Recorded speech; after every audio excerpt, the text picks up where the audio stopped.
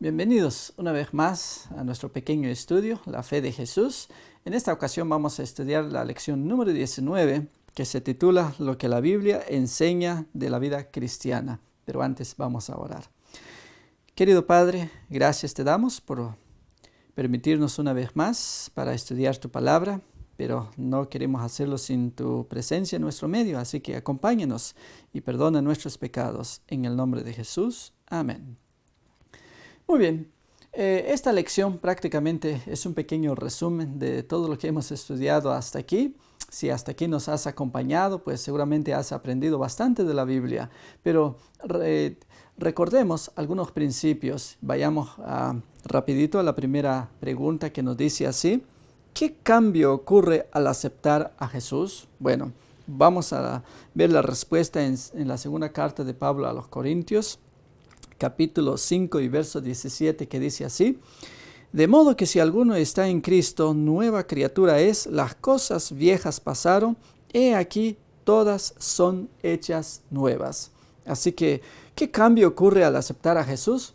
Una transformación de vida. Esa es la respuesta. Qué lindo que cuando uno sigue a Jesús, se arrepiente uno de sus pecados y uno le entrega la vida a Jesús, entonces el Señor nos cambia, nos perdona, porque solamente Él puede cambiar nuestras vidas. No podemos cambiarnos a nosotros mismos por nuestros propios esfuerzos, pero Él sí lo puede hacer. Así que hay que ir a Jesús para lograr el cambio.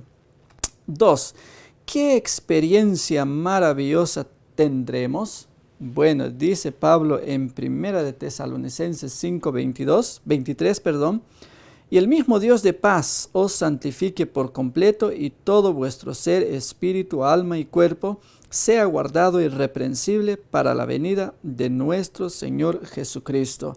¿Qué experiencia maravillosa tendremos? Bueno, de acuerdo a Pablo, dice que tendremos la santificación. La santificación no es otra cosa más que el proceso en el que entra el cristiano para ser transformado por Dios.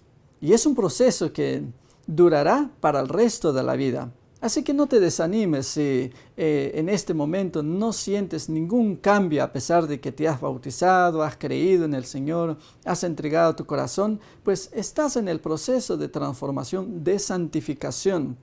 Y todos entramos en ese proceso que durará para el resto de nuestra vida. Vamos a la siguiente pregunta. ¿Cuál es la actitud correcta ante las pruebas? Veamos lo que nos dice el apóstol San Pedro en 1 de Pedro 4, 12 y 13. Amados, dice, no os sorprendáis del fuego de prueba que os ha sobrevenido, como si alguna cosa extraña os aconteciese, sino gozaos por cuanto sois participantes de los padecimientos de Cristo, para que también en la revelación de su gloria os gocéis con gran alegría. ¿Cuál sería la respuesta entonces? ¿Cuál debería ser nuestra actitud correcta ante las pruebas? Bueno, dice, aunque nos parezca muy extraño, pero el apóstol San Pedro nos aconseja que nuestra actitud sea de gozo en Cristo. Claro que debe ser esa nuestra actitud, porque las pruebas son pasajeras y la vida eterna que nos ofrece el Señor es así, es eterna. Así que vale la pena seguir adelante aunque pasemos por pruebas, pero que eso no nos sorprenda, dice el apóstol Pablo. Antes debemos gozar en esas pruebas porque el Señor sufrió antes que nosotros. La siguiente pregunta dice: ¿cuál es el indispensable alimento espiritual diario? Dice Deuteronomio 6, 6 al 9. Y estas palabras que yo te mando hoy estarán sobre tu corazón, y las repetirás a tus hijos y hablarás de ellas estando en tu casa y andando por el camino y al acostarte y cuando te levantes, y las atarás como una señal en tu mano y estarán como frontales entre tus ojos, y las escribirás en los postes de tu casa y en tus puertas. Así que obviamente necesitamos alimentarnos para que podamos mantenernos con vida espiritual. Y la alimentación no puede ser otra cosa más que la palabra de Dios. La siguiente pregunta: ¿cómo establecemos comunión con Dios? Y hay un texto muy corto que se encuentra en el libro de Primera de Tesalonicenses 5:17 que dice así: orad sin cesar. Así establecemos comunión con Dios a través de la oración y debe ser ininterrumpida, o sea que todo el tiempo deberíamos mantenernos en comunión con Dios, sea que estemos trabajando, paseando, haciendo otras actividades, debemos siempre mantenernos en comunión con nuestro Dios, porque si dejamos de orar, entonces nos desconectamos de la fuente de poder que nos capacita para vivir una vida victoriosa. Vamos a la siguiente pregunta. ¿Qué día es dedicado a la adoración a Dios? Bueno, probablemente usted ya lo sabe porque lo hemos estudiado, pero vamos a leer en Isaías 58, 12 al 14. Y los tuyos edificarán las ruinas antiguas, los cimientos de generación y generación levantarás, y serás llamado reparador de portillos, restaurador de calzados para habitar. Si retrajeres del pie de reposo tu pie de hacer tu voluntad en mi día santo, y lo llamares delicia, santo, glorioso de Jehová, y lo venerares, no andando en tus propios caminos, ni buscando tu voluntad, ni hablando tus propias palabras, entonces te deleitarás en Jehová, y yo te haré subir sobre las alturas de la tierra, y te daré a comer la heredad de Jacob tu padre, porque la boca de Jehová lo ha hablado. Así que, ¿qué día es dedicado a la adoración a Dios? El sábado, por supuesto, que es el día séptimo.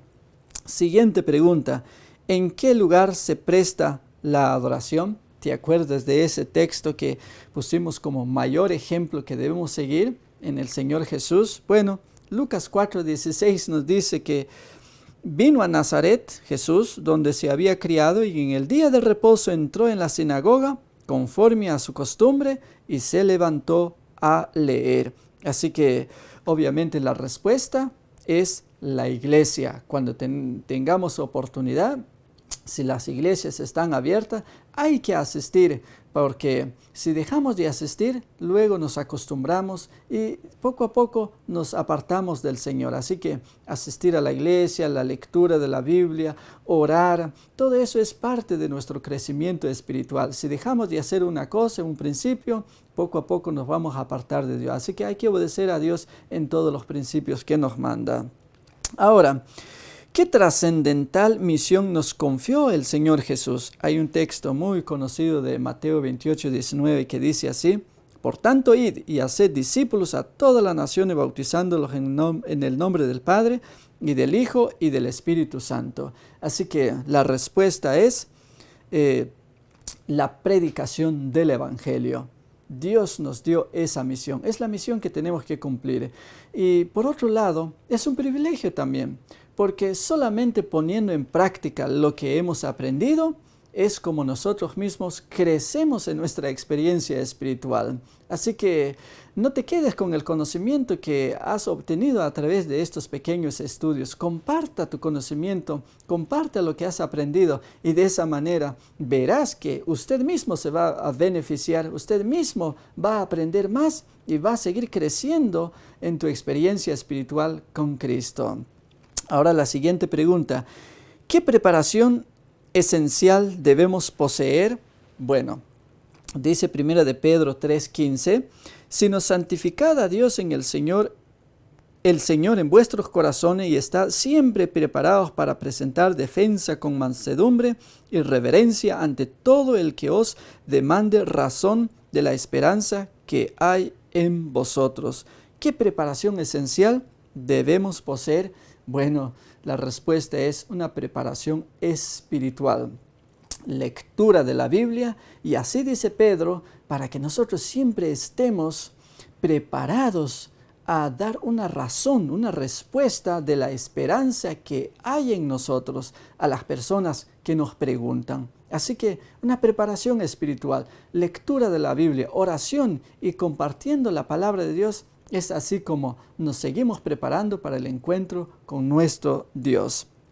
Ahora, ¿quiénes son nuestros guías humanos? Dice 1 Tesalonicenses 5, 12 y 13, os rogamos, hermanos, que reconozcáis a los que trabajan entre vosotros y os presiden en el Señor, y os amonestan y que los tengáis en mucha estima y amor por causa de su obra, tened paz entre vosotros. Aparte de que es bueno estudiar la Biblia, porque la Biblia nos lo aconseja, Dios nos da ese consejo. También tenemos nuestros guías espirituales, que son nuestros líderes en la iglesia. Así que hay que aprovechar el conocimiento de los que saben más que nosotros, y así crecemos en nuestra vida espiritual. Así que la respuesta son los líderes que Dios puso en su iglesia. Última pregunta. ¿Quién es nuestro guía supremo? Bueno, Colosenses 2:6 nos dice: por tanto, de la manera que habéis recibido al Señor Jesucristo, andad en Él, arraigados y sobreedificados en Él y confirmados en la fe, así como habéis sido enseñados, abundando en acciones de gracias. Por encima de nuestros guías espirituales como líderes en la iglesia, ¿quién es nuestro guía supremo? Oh, claro que es Jesús. Así que es bueno aprovechar y aprender de los seres humanos, pero recuerde que nuestra vista debe estar puesta en el Señor Jesús, nuestro mayor ejemplo. Así, mi resolución dice: con la ayuda de Dios y siguiendo a Jesús, procuraré ser fiel. Que esa sea tu resolución. Y ahora te invito a orar. Querido Padre, gracias te damos por habernos acompañado hasta aquí en esta lección, y ayúdanos a ponerte como nuestro máximo ejemplo y seguirte solamente a ti. En el nombre de Jesús. Amén.